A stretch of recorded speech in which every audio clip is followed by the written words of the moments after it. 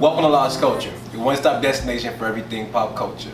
My name is Aston, and today we're going to do a review and a recap for Flash Season 3, Episode 2, Paradox. So in this episode, it really has a throwback all the way from Season 1 of Legends. So if you remember in Season 1 of Legends, when they went to the future, we seen the new Arrow. He was actually John's son. So they've been setting up this storyline since Season 1 of since last season. They've been planting seeds of this storyline. So now that we're back into the Flash, we see that once Barry's back home, everything has really been changed for him. Everything has really been changed for him. Sorry about that. Everything's been changed for him. We see that, well, not everything, but different aspects of the world have been changed for him. One of the biggest thing is that the Flash crew does not really get along. Like they're splintered in so many different directions. We see Cisco and Barry aren't getting along together. We see Iris and Joe aren't really meshing together. And with Barry kind of being out of the loop, he's just got back, so he doesn't have the memories of this timeline. He's kind of clashing with Iris, Joe, and that's really it. Like everything else is really fine. We get to see Tom Felton. I believe his name was Julius Elbert in the series. He's actually kind of he's Barry's sweet mate, I guess we can call it. They share an office together. They share a lab and everything. Tom Felton is actually in charge of the metahuman investigations. Anything that's meta related goes right to Tom or Julius. I'm gonna start referring to him as Julius. Goes right to Julius. He and Barry just do not get along for anything. We don't really know what happened between the two. We just know they don't get along. We know Julius does not trust Barry at all. There's just something that terribly went wrong in between these two, because we do know that Joe likes Julius, Cisco and Caitlin likes Julius, even Iris has a relationship with Julius. We just don't know what went down between Julius and Barry. And it's funny because anytime we see people talk about Julius or Barry talk about Julius, the first time before we even see Julius, Joe tells Barry, take a deep breath, you'll get through it. So right there it tells us these two do not have a good working relationship. When Barry shows up to the scene for the husk, we see Julius does not want Barry's help. It's just things of that nature. We don't really know what happened between the two. And I would love to know what happened between these two. If something's going on. I know that a lot of people, once they revealed Julius's name, they kind of figured that was Alchemist, that he might be playing Alchemist, but I don't think he's actually going to be playing Alchemist off of his name. They might, I really don't know what his role is actually going to be this season, but we'll find out. Obviously he's kind of an antagonist to Barry as far as his work life, but beyond that we don't really know too much about Julius. We know he's pretty high regarded amongst his peers, especially with the science world, because Caitlin and Cisco, obviously they say they've known him for a while and they like him. So obviously he has a nice reputation among his colleagues. And going away from that, we see Barry is really not suffering, but he hates this new reality where his friends do not get along. It's just not gelling to him. He's used to the timeline where everyone's friends, everyone's getting along together, and we see Barry is asking a lot of questions. He's not really getting too many answers, but he's kind of he's trying his hardest to get answers on why everyone's splintered. We see when he last episode when he first shows up, when he asks where Iris is, it just doesn't turn out well. And this episode, we see when he's talking to Joe, Joe actually just tells him, oh, Iris is still mad at me for not telling her mother was alive, which we know is actually fine. He's fine from. Another great plot they used to actually explain everything was they used Barry talking to Felicity, and I like that because we see while Barry was like trying to explain everything that happened to Felicity, we see she's giving her advice, and she's like, oh, like the funniest moment to me was when like he was talking about how he kissed Iris 2 times already, and he erased both of them, and Felicity just hit him with the, gosh, I hate when that happens. And she's talking about how he's talking too fast and everything. Everybody knows like these are characteristics of Felicity when she gets like when she gets ramped up or excited about something, she starts to ramble and talk really fast. So I like she actually hit Barry with the, oh, you're talking too fast. And what was another thing? Like I said, they planted the seeds last season in Legends of Tomorrow about the timeline being changed. For John, we see there is no more baby Sarah. It's only John Jr. or Baby Jr. I think, or Baby John she called him. And Barry really wants to know how can he get everything back to normal. He just don't understand it. But Felicity gives him that pep talk like, look, you're Barry. You will find a way to fix everything.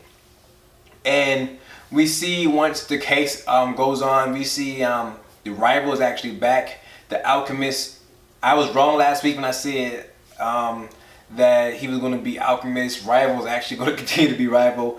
I just thought it was Alchemist when he went to the glass. I thought maybe he wrote it, but he didn't write it. It was him. It was the Alchemist who actually wrote it. Either Alchemist or Mirror Master. Because we know Mirror Master is coming next episode, but we'll find out like later on as that goes on. But back to this one, we see that once Rival has his abilities back, we see he's having flashbacks of the old timeline, and he's basically giving his powers back from Alchemist. He's out on the streets. He's once he sees Barry again, he gives him the full pep talk. We see he's talking about asking where Kid Flash is. One thing about this scene I thought was amazing was the chase scene.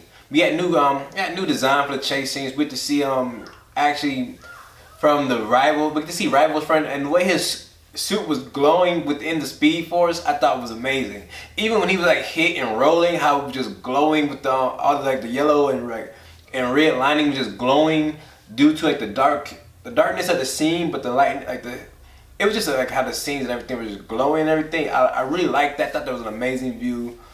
I feel like that was something new. We never got to see like things of that nature for like going like the past season and everything, but. Well, that happened. Another big thing about this episode is they've been clamoring on about the timeline changings, about you cannot fix the timelines. So I don't know how it's going to fix. We know with Barry affecting the timelines, Supergirl is supposed to be tied in to the new universe. So so basically we know Barry is going to have to mess with the timeline at least one more time.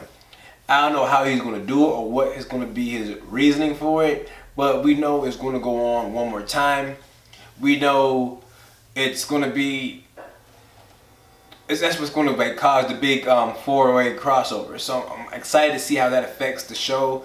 And I was wondering too, with Barry affecting this timeline, is that going to affect Arrow? Is it just going to be contained strictly to the Flash show? That would be like, that's one of my biggest questions. Is the Arrow show actually going to take on these changes that we have been seeing from the Flash?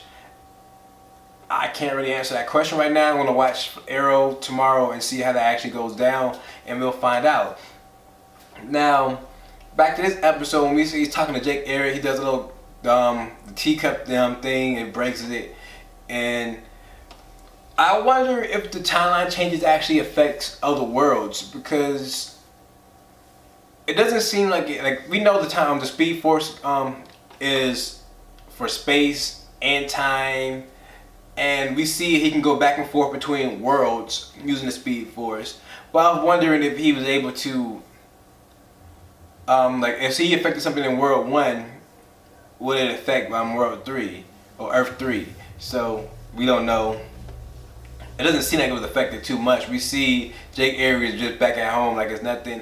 And then Jake Eric has a lot of cell changes from Barry's dad. It felt like a brand new character. Like, when I look at this character, I didn't say, oh, Barry's dad is back. Actually, like, oh, Jake Eric is back. And he just, so like, it was subtle, but it was like a great clarity that these two were two different characters, and I was glad to see that. Now back to all the other things that are going on, we see Iris kind of call Barry out with in the middle, like because when they actually test the huts, they find out it has Speed Force presence. Once they start to bring it up, once Caitlin started to bring it up, Barry blurts out the name before it even like it showed up on the computer. So right there, Iris calls out Barry. Like she takes him to the side, calls him out, and we see like she basically threatens him about she's gonna cut her feelings off towards him if he doesn't tell her the truth. He doesn't really like tell her the truth. He speeds off, and that's where the Jake Eric scenes comes from. And when he comes back, he explains the timeline and everything. We see he gives him the option to tell everybody the truth about it. I feel like he still should have told Barry about what's going on, because we see when he tells everyone, it seems like anybody from Earth 2 that had from my old timeline that had abilities is going to regain them, which means they're going to be coming after Wally to give him his abilities back. Wally should be prepared, and I just hate they didn't tell him that. It was like my biggest issue. Like we see the look he gets when he doesn't tell Barry, when he doesn't tell Wally, but I feel like he could have just told him, everything would have been cool again. It would have been a lot better. Now, going from there, we're gonna go see he has the final battle with Rival, and when this battle is going on, we see that Vibe, I don't know why his name was missed me. Cisco comes up in his Vibe outfit and saves Barry at last minute. We see Rival's getting ready to stab him, and once Vibe shows up, Alchemist basically just darts out. He just disappears. We don't see Alchemy again. That was a down point for me. I understand why Alchemy just left like that, but I just don't understand. It just didn't make sense to me.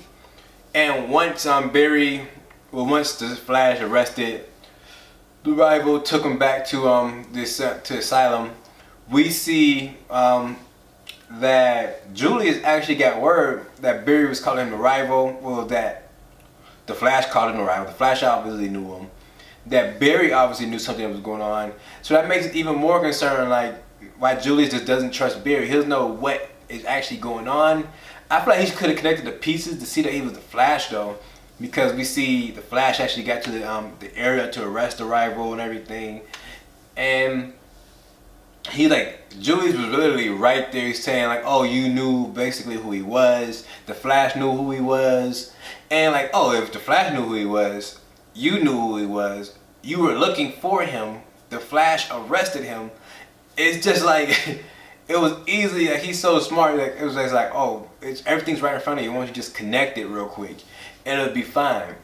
And he just didn't do it. And at the end of the episode, we see that Rival is actually choked up against the wall. We don't know who that is. We don't know why. Like, we know why he was choked up, because he failed the Alchemist. The Alchemist was talking to him. He said, "You failed me." And then we see he's getting choked. We don't know who's actually choking him. Because the Alchemist, we never get to really see his full body. We get to see him in his robe and his little helmet on, but we don't really get to see anything of his actual physical features. And I'm just like crazy we get to see him. Now, we find out why all the issues is going on between the whole family. We see that Cisco's mad at Barry for not bringing back his brother. We see, we already know that Iris and Joe is upset about the mother issue still. And I'm glad that Iris and Joe solved those problems near midway of the episode. We see Cisco and Barry kind of earn their problems out at the end of the episode. And the last thing we just don't figure out and know about is Caitlin. We see Caitlin has her Killer Frost abilities back. We don't know, I don't know if she's actually evil with it yet or what. We didn't know what even changed for her besides now she has her Killer Frost abilities. And we know Wally is going to get his abilities. They basically told us the whole episode that Wally's getting his abilities. We don't know if Wally's going to be like Impulse. I don't know if you remember Impulse. He was kind of working for an evil Blue Beetle in the Young Justice series. I don't know if he's going to go out kind of like that. He's going to be working for Alchemist. due to the fact that Barry didn't tell him that he's going to get his speed abilities. But because for the most part, Wally seems the most unaffected by this new timeline change. He's still okay with his dad. He's still with the same history. He's still in his still going out for his degree. Only thing his mind is missing is his speed. But obviously he's going to be getting that in the next couple of weeks or so, because we know Jessie's coming next week with her abilities. We know the Alchemist is giving everyone their abilities back. So the next person, obviously, for him to target, I feel like, would be Wally. And only time will tell. But thank you guys for tuning in. Like I said, my pluses for this episode was the fact that the new graphics we were seeing for like the Speed Force, the running and everything. My downside was like, I feel like they just rehashed the timeline story over and over. Just kept crying. I know it's setting it up for another story, but I feel like they explained the Speed Force enough as far as the timelines throughout the series. I don't think they need to do it 3 or 4 times in like one episode. It's getting like a little overbearing sometimes. Now, and another plus was the fact that they set up a storyline for John Jr. all the way in Legends of Tomorrow, which is also kind of would be a downside. I feel like yes, we know these worlds are interconnected, but I don't feel like, well, never mind. You didn't have to watch Legends to get to understand this story, but it was kind of like a gift. If you did watch Legends, you would have got this like Easter egg. So I take that back. It's not really a minus. I actually kind of enjoy that now. But besides that, thank you guys for tuning in. As always, you can follow us on Instagram at @lost_culture, or you can follow us on Twitter at @lost_culture_TV, or you can follow me on Instagram at at Saint_Aston. And as always, stay lost.